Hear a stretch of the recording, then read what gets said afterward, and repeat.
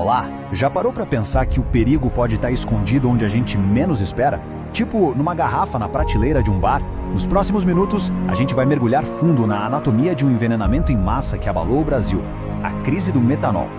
Para começar, vamos olhar para esse número, 148. Esse é o número de casos suspeitos de envenenamento por metanol desde agosto de 2025. E olha, isso não é só uma estatística. São 148 pessoas que, no momento de descontração, acabaram consumindo um veneno. E o pior, dentro desses casos, chegamos a este número, 8. 8 mortes confirmadas até agora. Cada uma delas é resultado de uma fraude, de um crime. E para quem sobreviveu, a luta está bem longe de acabar, porque as consequências são devastadoras. É isso mesmo que está na tela, cegueira permanente. Essa é uma das sequelas mais cruéis que o metanol pode deixar. É basicamente uma sentença perpétua para quem teve a sorte ou o azar de escapar da morte. E é importante entender que isso não foi um caso isolado, num único lugar. O que a gente está vendo é uma verdadeira crise de saúde pública em escala nacional. Casos foram confirmados em vários estados, São Paulo, Paraná, Pernambuco, o que deixou o país inteiro em alerta. Tá, mas aí vem a pergunta que não quer calar. Como? Como que um produto químico industrial, um veneno, foi parar dentro de uma garrafa de bebida? Vamos seguir o rastro desse veneno desde a sua origem até a ponta final, que é o consumidor. O que a polícia descobriu foi um esquema, assim, assustador. O primeiro passo era comprar etanol contaminado, direto de postos de combustível. Depois, esse material ia para uma fábrica clandestina e era misturado com o metanol. E o passo final? Engarrafar essa mistura tóxica em embalagens falsificadas e distribuir para bares e comércios.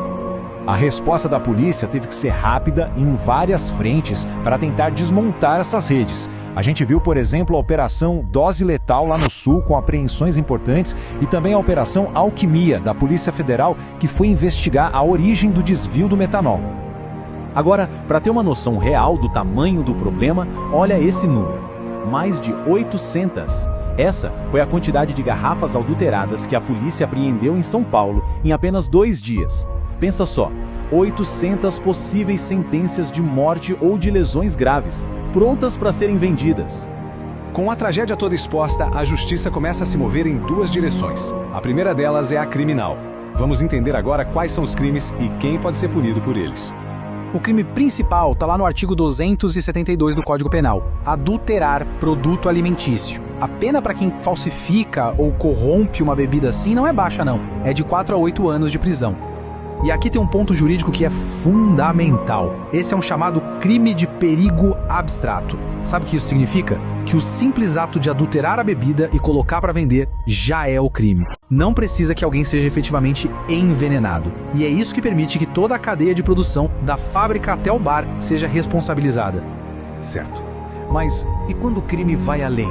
E quando ele causa mortes ou deixa alguém cego? Aí, a acusação fica muito mais pesada. É nesse ponto que a justiça olha para a intenção. Existe uma diferença crucial entre dolo eventual e culpa consciente. Na culpa consciente, a pessoa até sabe que existe um risco, mas ela acredita de verdade que o pior não vai acontecer. Já no dolo eventual, não. A pessoa prevê o risco, mas age mesmo assim, com total indiferença. É como dizer, eu sei que isso pode matar, mas eu não estou nem aí. É com base nessa indiferença que os responsáveis podem ser acusados não só de adulteração, mas de homicídio. Ok, essa foi a esfera criminal. Mas, como eu disse, a justiça atua numa segunda frente, a cível. Aqui o foco não é mais prender alguém, e sim reparar os danos que foram causados para as vítimas e suas famílias.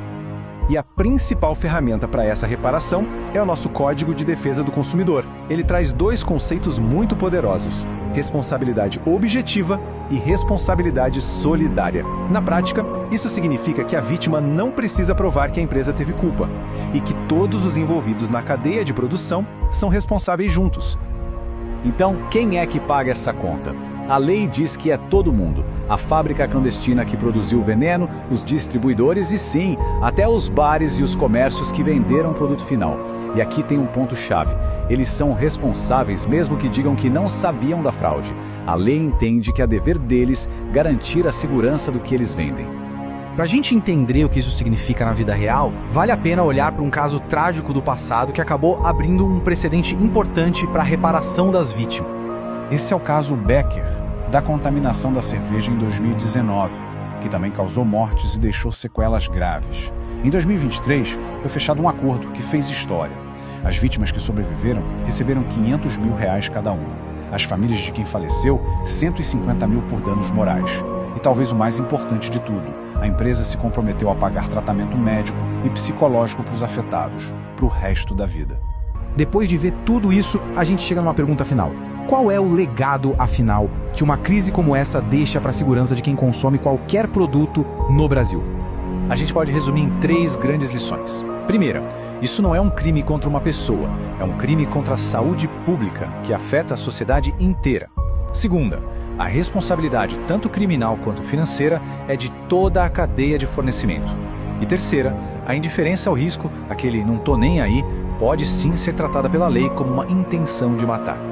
Como uma resposta direta a isso, o Ministério da Justiça até já emitiu recomendações para que os comerciantes reforcem seus controles, checando lacres, rótulos e a origem dos produtos que vendem. É um chamado para que todo mundo fique mais atento para evitar novas tragédias. E no fim fica a reflexão. Depois de uma tragédia dessas, o que pode de verdade garantir a segurança do que a gente consome? A resposta, claro, envolve mais fiscalização, punições mais severas e uma consciência maior de todo mundo, do produtor ao consumidor. Mas a questão de como impedir a próxima crise, essa continua no ar.